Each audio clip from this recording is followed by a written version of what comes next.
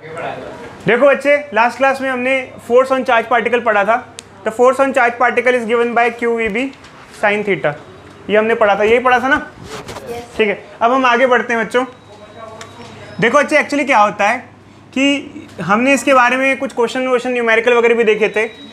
अब क्या होता है, जैसे मान लो कोई एक चार्ज पार्टिकल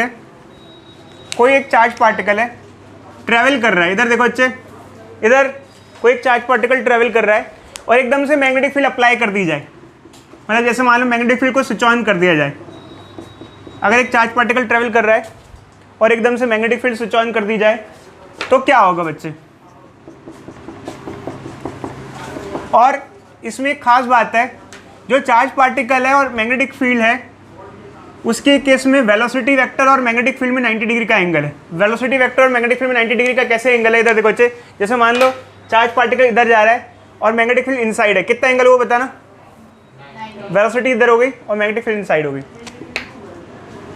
90 डिग्री का एंगल है। अब अगर मान लो, मैं फिर से रिपीट कर रहा हूँ बच्चे, क्या हुआ, एक चार्ज पार्टिकल चल रहा है और एकदम से मैग्नेटिक फील्ड हमने अप्लाई कर दी, ये मैग्नेटिक फील्ड आ गई, तो ये चार्ज पार्टिकल पे मैग्नेटिक फोर्स लगेगा। क्या लगेगा बच्चों? Magnetic force. Charge particle magnetic field पे चल रहा है और एकदम से फील्ड अप्लाई कर दी, इस पर फोर्स लगेगा। फोर्स की वैल्यू ये होगी। बट अब ये बताओ बच्चे, कोई बच्चा बता सकता है कि फोर्स की वैल्यू तो ये होगी, फोर्स की डायरेक्शन क्या होगी? किस डायरेक्शन में लगेगा फोर्स? मैं फिर से रिपीट करता हूँ बच्चे, मान लो कोई एक चार्ज पार्टिकल है, चल रहा था ऐसे, उस रीजन में फील्ड नहीं थी और आपने एकदम से फील्ड अप्लाई कर दी, या मैग्नेट ले आए, या फिर आपका इलेक्ट्रोमैग्नेट ऑफ था। इलेक्ट्रोमैग्नेट पता है ना, जो करंट से प्रोवाइड करते हैं, और एकदम से हमने ऑन कर दिया। पहले ये चल रहा था, अब इसके आसपास मैग्नेटिक फील्ड है, अब इस पर मैग्नेटिक फोर्स लगेगा। क्यों लगेगा? क्योंकि ये क्या बन गया? चार्ज पार्टिकल बन गया जो मैग्नेटिक फील्ड में चल रहा है। क्योंकि हमने पढ़ा है, जब कोई चार्ज पार्टिकल मैग्नेटिक फील्ड में चलता है उस पर क्या लगता है? फोर्स लगता है। क्यों लगता है? क्योंकि जब कोई चार्ज पार्टिकल मैग्नेटिक फील्ड में चलता है तो उसके आसपास खुद की फील्ड भी होती है और बाहर की फील्ड भी होती है, दोनों में क्या होता है? इंटरेक्शन होता है। बट इस पर फोर्स जो लगेगा इतना लगेगा, ठीक है, QEB साइन थीटा, या QEB, ठीक है। अब मान लो इसमें एंगल कितना होगा? Sine theta. जैसे हमने कहा है कि वेलोसिटी वेक्टर और मैग्नेटिक फील्ड परपेंडिकुलर। कैसे परपेंडिकुलर है? इधर देखो बच्चे, देखो वेलोसिटी वेक्टर ये रहा, मैग्नेटिक फील्ड इनसाइड है। क्रॉस मतलब क्या होता है बताया था ना आप लोगों को हमने? इनसाइड होता है, इनसाइड। तो ये कितना एंगल हो गया बताना? 90 डिग्री। हाँ बच्चे, हाँ अपने आप से लिया। मान लो हमने अजम्पशन की बच्चे, हमारी अजम्पशन है कि एक चार्ज पार्टिकल मैग्नेटिक चल रहा था, एकदम से मैग्नेटिक फील्ड अप्लाई की गई, जो मैग्नेटिक फील्ड है वो वेलोसिटी के परपेंडिकुलर है। अब उस चार्ज पार्टिकल पे फोर्स लगेगा। कौन सा फोर्स लगेगा? मैग्नेटिक फोर्स, जिसकी वैल्यू कैसे कैलकुलेट कर सकते हैं हम? QEB साइन थीटा है, क्यू। अच्छा होता है ना, इस टाइम पर, जैसे इस टाइम पे चार्ज पार्टिकल यहाँ पर मान लो, यहाँ है, ये चार्ज पार्टिकल यहाँ पर है मान लो। अब इस पर किस डायरेक्शन में फोर्स लगेगा? कोई बच्चा बताएगा? डायरेक्शन ऑफ फोर्स क्या होगा? ये वेक्टर, ये लगाएं, ये लगाएं। क्या है बच्चे? वेलोसिटी वेक्टर की डायरेक्शन क्या है बताना? वेलोसिटी इधर, ये एक्स होती है, इसको कहते हैं आई, और मैग्नेटिक फील्ड किधर है? अंदर। अंदर मतलब कि के या माइनस के? देखो बच्चे, अगर मैग्नेटिक फील्ड इनसाइड होती है तो माइनस के होता है, आउटसाइड होती है तो प्लस के होता है।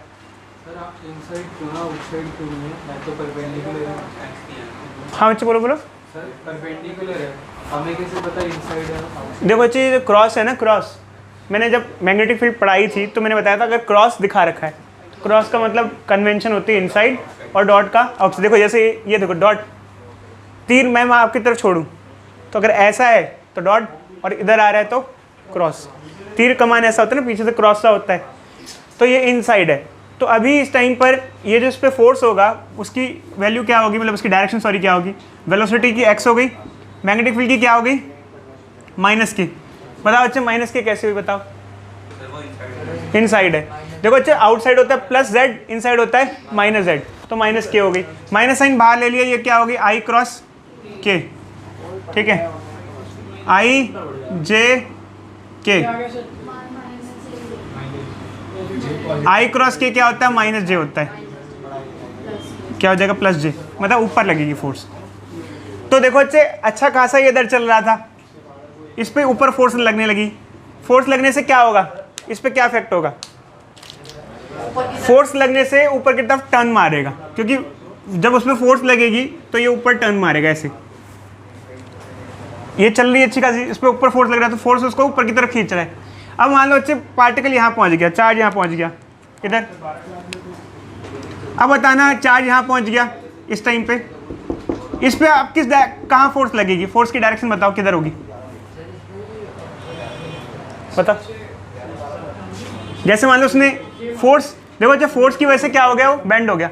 अगर फोर्स नहीं लगता तो बेंड होता? फोर्स किधर लगा? ऊपर लगा तो बेंड हो गया। अब बताना यहाँ पे ऐसे हो गया, अब कहाँ फोर्स लगेगा? देखो बच्चे, जब तक चार्ज पार्टिकल फील्ड में है तब तक फोर्स उस पर लगता ही रहेगा। जब फील्ड से बाहर जाएगा तो फोर्स नहीं लगेगा, बट किधर लगेगा देखें। अब वेलोसिटी किधर है? वेलोसिटी किधर है? ऊपर। ऊपर मतलब वाई डायरेक्शन, वाई मतलब कि इसको वेलोसिटी को क्या लिख सकते हैं? जे। और मैग्नेटिक फील्ड तो अभी भी अंदर ही है, माइनस के, क्योंकि इनसाइड जो होता है देखो अच्छे, आउटसाइड प्लस जेड होता है, इनसाइड माइनस जेड होता है। माइनस जेड मतलब माइनस के, समझ में आ रहा है? तो माइनस साइन को बाहर ले लो, जे क्रॉस के। जे क्रॉस के क्या होता है बोलो? जे क्रॉस के क्या होता है? जे क्रॉस के नहीं बच्चे, जे और के एक ही साइकिल में चल रहे हैं बच्चे, तो आई होता है। तो माइनस आई पे फोर्स लगेगा। माइनस आई किधर होगा होता है ना? इधर या इधर? Left left left. अब बताना इसकी वेलोसिटी ऊपर है और फोर्स इधर लग रहा है, कहाँ ये टर्न करेगा? फोर्स इस पे इधर लग रहा है ना, ये इधर टर्न कर जाएगा।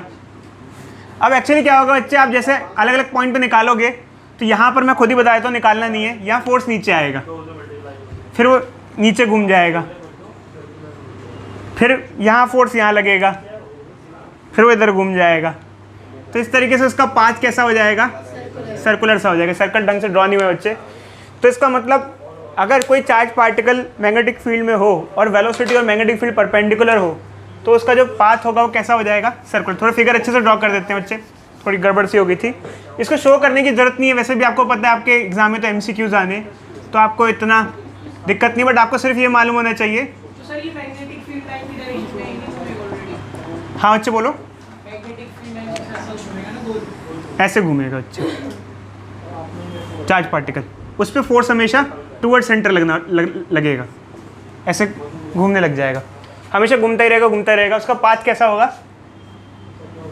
पाथ कैसा होगा? सर्कुलर होगा। तो MCQ में आपको क्वेश्चन आ सकता है कि अगर वेलोसिटी मैग्नेटिक फील्ड के परपेंडिकुलर है, चार्ज पार्टिकल मैग्नेटिक फील्ड में एंटर कर रहा है, उसका पाथ कैसा होगा? सर्कुलर, एलिप्स, ये वो 2-4 ऑप्शन दे रखे होंगे। तो ये MCQ का बहुत अच्छा क्वेश्चन बन सकता है आपको, आपके एग्जाम के हिसाब से। आपको ध्यान रखना है कैसा पाथ होगा? सर्कुलर पाथ होगा।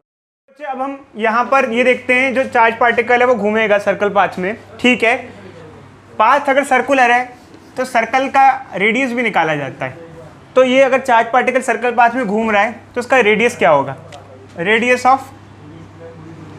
ऑफ पाथ, सर्कुलर पाथ हमको निकालना है, रेडियस ऑफ सर्कुलर पाथ। तो देखो अच्छा, सबसे पहले अगर हमें रेडियस निकालना है तो रेडियस से पहले हमको ये जानना पड़ेगा चार्ज पार्टिकल सर्कल पाथ में घूम रहा है। कोई भी चीज़ जब सर्कल पाथ में घूमती है तो उसको घूमने के लिए सेंट्रीपिटल फोर्स चाहिए होता है। क्या चाहिए होता है? 11th क्लास में हम पढ़ते हैं बच्चे,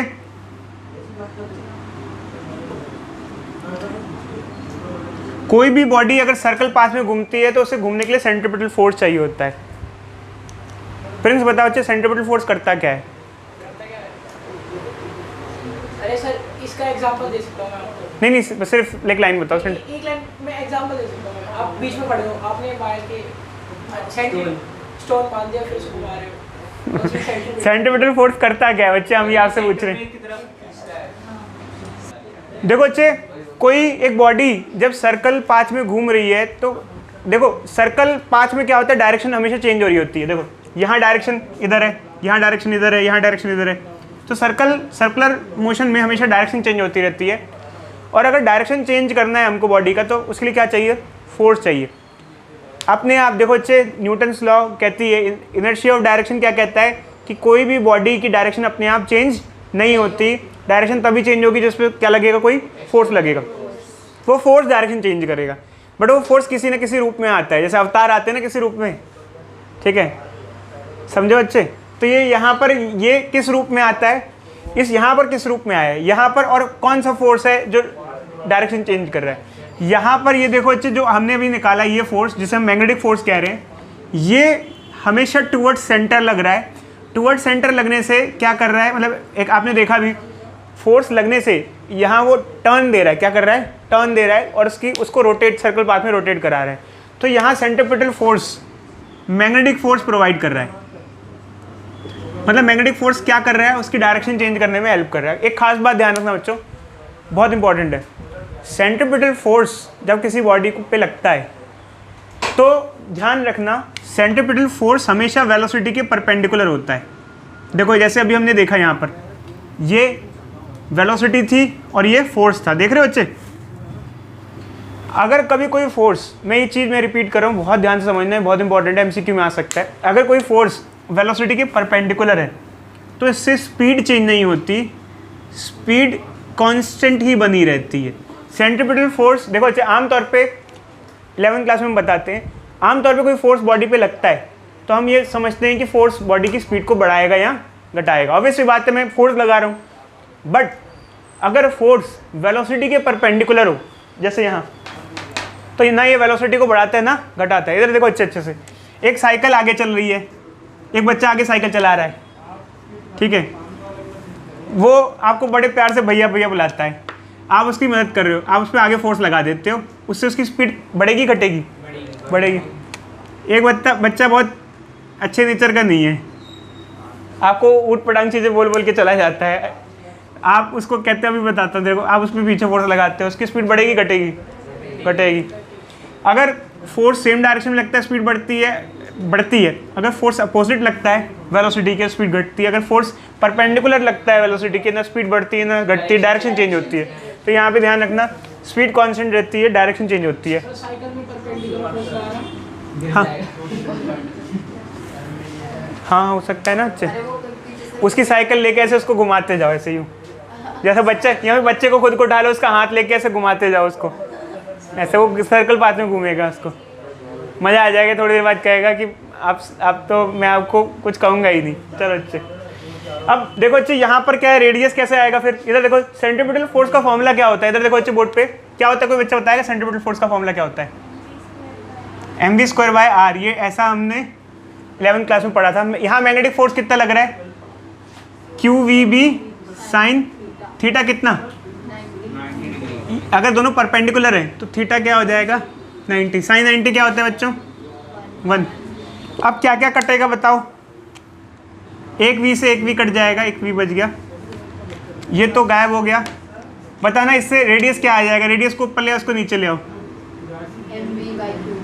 mv/qb आ जाएगा। तो radius of circular path is given bye mv/qb।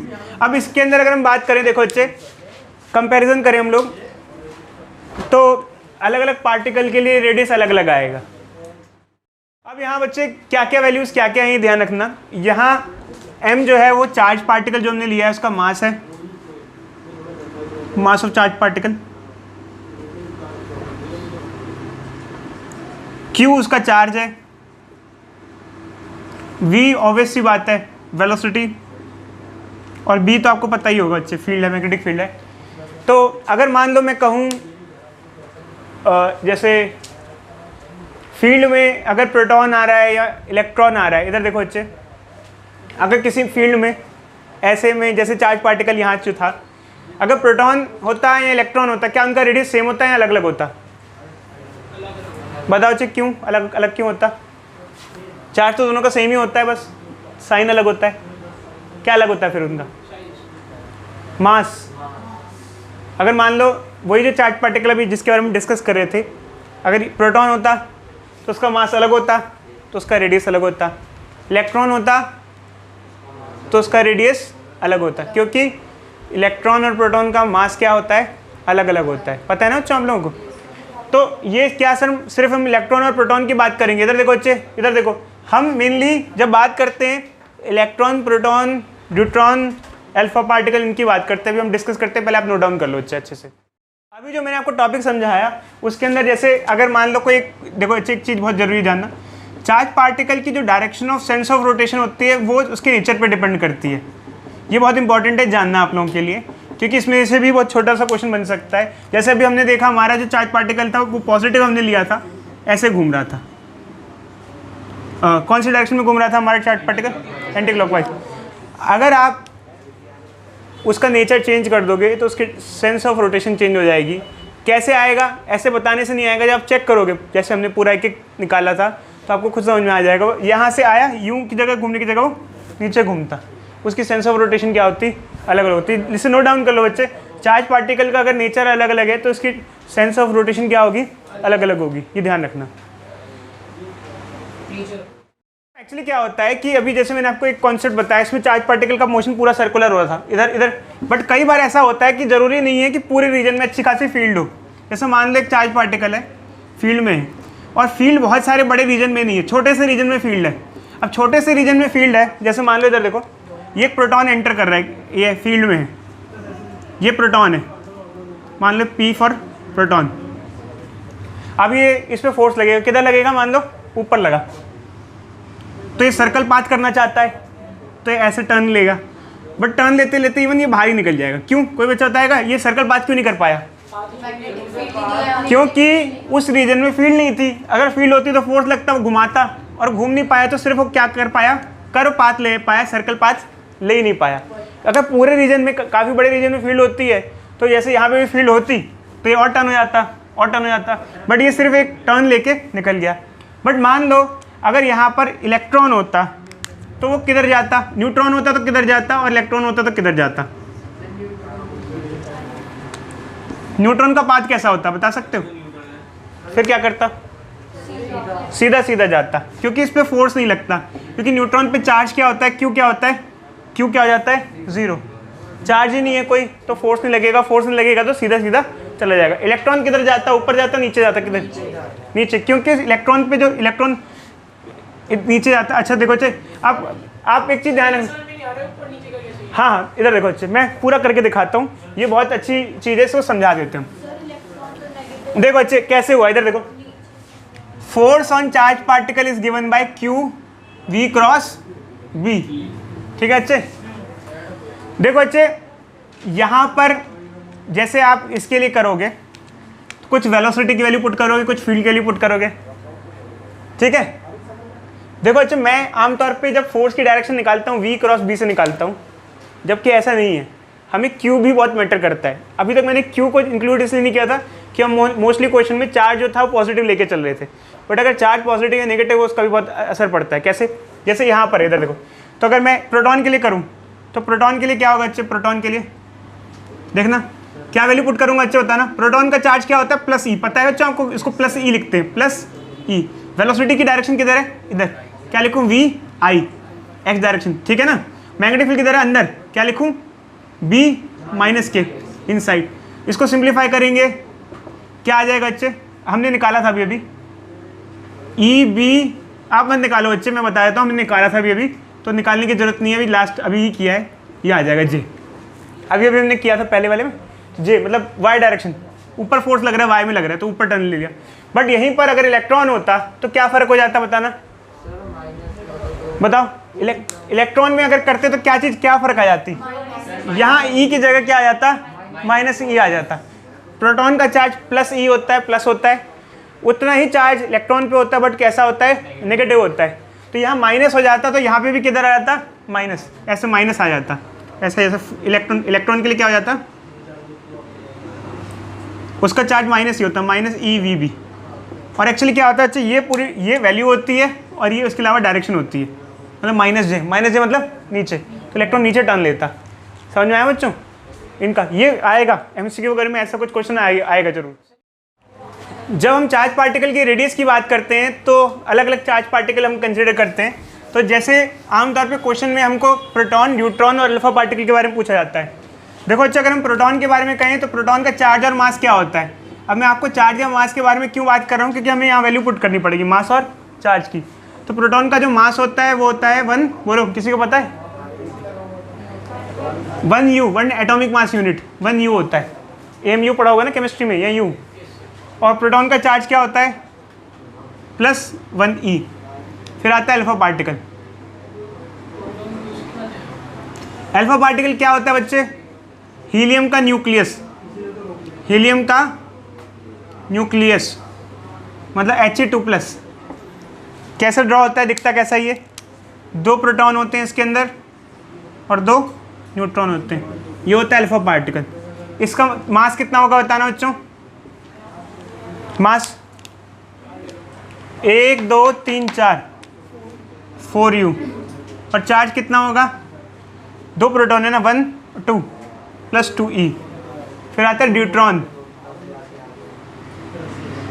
Deuteron क्या होता है, देखो बच्चे हाइड्रोजन के आइसोटोप होते हैं, जो मेन हाइड्रोजन होता है प्रोटियम, उसका नाम प्रोटियम होता है, हम हाइड्रोजन कहते हैं, बट प्रोटियम होता है जिसमें 1 प्रोटॉन और 1 इलेक्ट्रॉन होता है।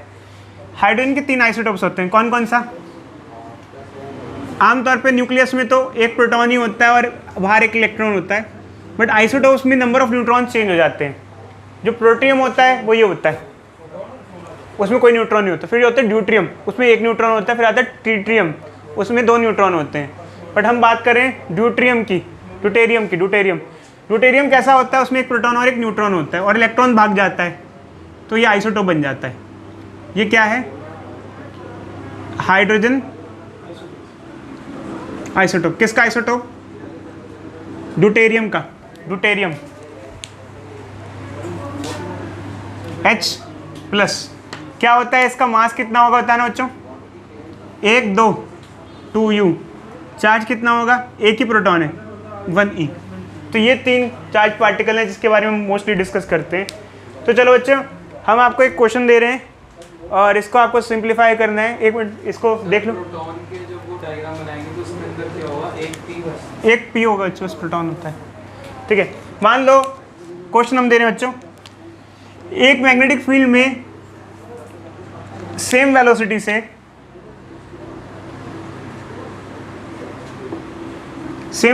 से प्रोटॉन, ड्यूट्रॉन और अल्फा पार्टिकल, तीनों के बारे में कह रहे हैं, तीनों प्रोटॉन, ड्यूट्रॉन और अल्फा पार्टिकल एंटर कर जाते हैं सेम वेलोसिटी से, सेम फील्ड में सेम वेलोसिटी से एंटर करते हैं। क्या रेशियो होगा रेडियस का, या रेडियस की क्या रिलेशन होगी तीनों की आपस में,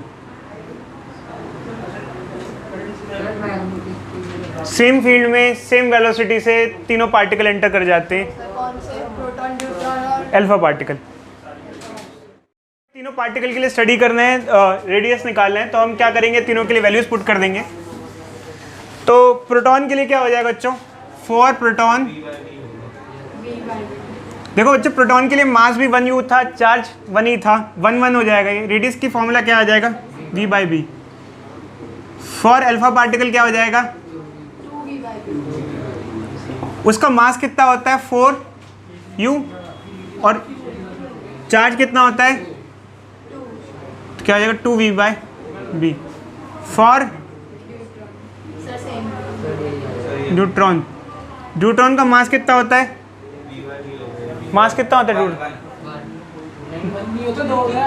2v/b। और चार्ज कितना होता है 1, ये आ गया। तो क्या रेशियो बैठा, बता सकते हो रेशियो क्या बैठा, किसने बताया 1:2:2? हाँ शाबाश बच्चे, 1:2:2। डिवाइड करके देख लो बच्चे, काट दो इसको, ये 1 बच्चा, ये 2 बच्चा, 2 बच्चा। ठीक है, क्या सिर्फ यहीं तक खत्म हो जाता है टॉपिक, नहीं, फिर इससे रिलेटेड क्या क्वेश्चंस बनते हैं।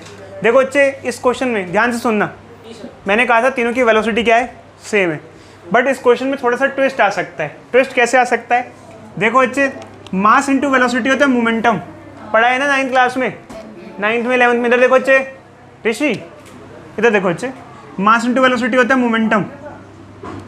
क्वेश्चन में अगर थोड़ा ट्विस्ट आ गया, कहा गया तीनों का मोमेंटम सेम है, तो क्या होगा, तो आंसर क्या हो जाएगा, अलग हो जाएगा। तो ये लिखो बच्चे, होमवर्क लिखो, having all 3 having same momentum. अब निकालना है आपको, तीनों का मोमेंटम सेम है तो रेडियस क्या क्या होगा। सेम मोमेंटम, फील्ड तो सेम है ही है, मोमेंटम तीनों का क्या है, सेम है। पहले में वेलोसिटी सेम थी, इसमें क्या सेम है, मोमेंटम। तो कौन सा फॉर्मूला लगाओगे, ये वाला। अब देखो बच्चे, एक मिनट रुक जाओ बच्चे, एक मिनट रुक जाओ। इसके बाद क्या होता है, देखो बच्चे 11th क्लास में एक रिलेशन पढ़ते हैं, इधर देखो बच्चे, इधर बोर्ड पे काइनेटिक एनर्जी होता है p²/2m। किसी को पता हो या ना हो, 11th क्लास में एक रिलेशन होती है, relation between kinetic energy and momentum. Kinetic energy momentum स्क्वायर/2m के बराबर होती है।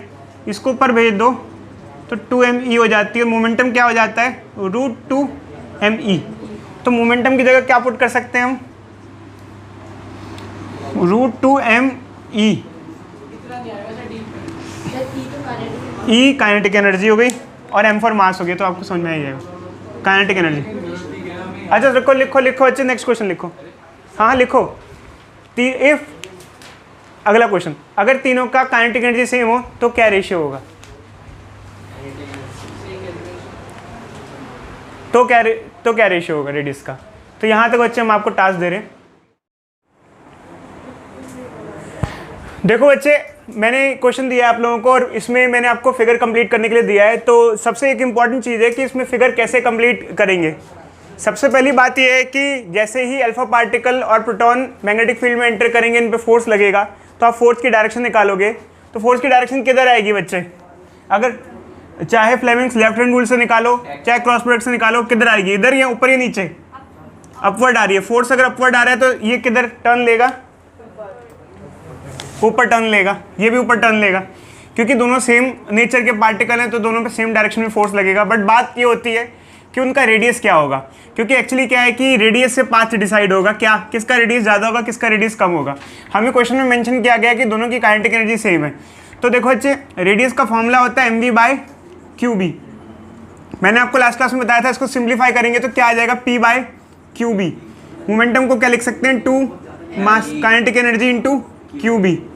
तो अगर मुझे देखना है अल्फा पार्टिकल का रेडियस निकालना है, तो 2 मास ऑफ अल्फा पार्टिकल कितना होता है? जल्दी बोलो बच्चे। 4u काइनेटिक एनर्जी E हो गई। चार्ज कितना होता है इसके ऊपर? 2b। ये कट जाएगा, ठीक है ना, ये रूट में 4 है, अंडर रूट बाहर आ जाएगा तो 2 हो जाएगा। तो रेडियस ऑफ अल्फा क्या हो जाएगा? और अगर रेडियस ऑफ प्रोटॉन निकालना है तो क्या होगा? मास ऑफ प्रोटॉन कितना होता है? 1।